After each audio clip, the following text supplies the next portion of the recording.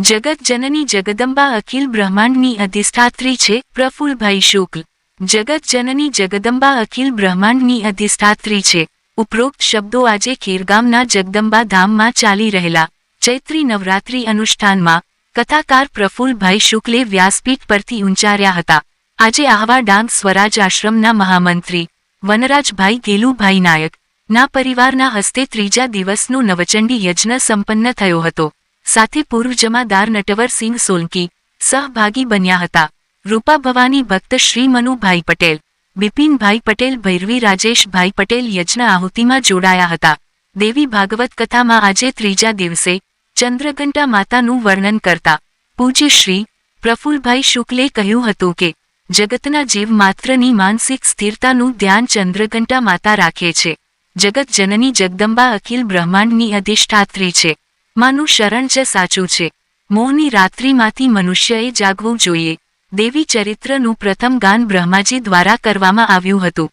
માર્કેન્ડય ઋષિના માધ્યમથી સંસારને દેવી ચરિત્રની પ્રાપ્તિ થઈ છે। ભૂદેવો દ્વારા ચંડી પાઠનું વિશેષ પારાયણ કરવામાં આવ્યું હતું। આવતીકાલે રવિવારે જગદંબા ધામમાં રક્તદાન શિબિર રાખવામાં આવ્યો છે। સવારે 9:12 વાગ્યા સુધી આ રક્તદાન શિબિર ચાલશે। અંકુરભાઈ શુક્લ, કિશનભાઈ દવે, પ્રતીકભાઈ પટેલ અને અનિલભાઈ શુક્લ દ્વારા તેની તમામ વ્યવસ્થા કરાઈ રહી છે। રવિવારે દેવી ભાગવત કથામાં અંબા પ્રાગટ્ય ઉત્સવ ઉજવવામાં આવશે। બ્યુરો રિપોર્ટ અભિનવ સુરત ન્યૂઝ।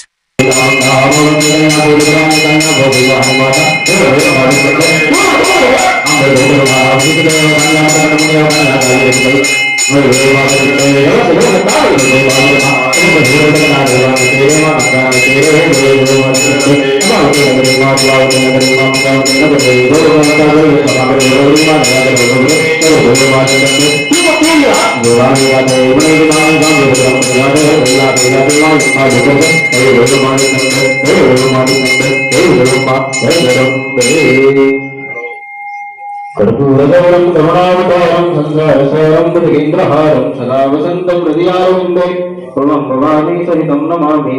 मङ्गलं भगवान् विष्णु मङ्गलं गरुडध्वज मङ्गलं पुण्डरीकाक्षो मङ्गलाय तनो हरि सर्वमङ्गलमाङ्गल्ये शिवे सर्वार्थसाधिके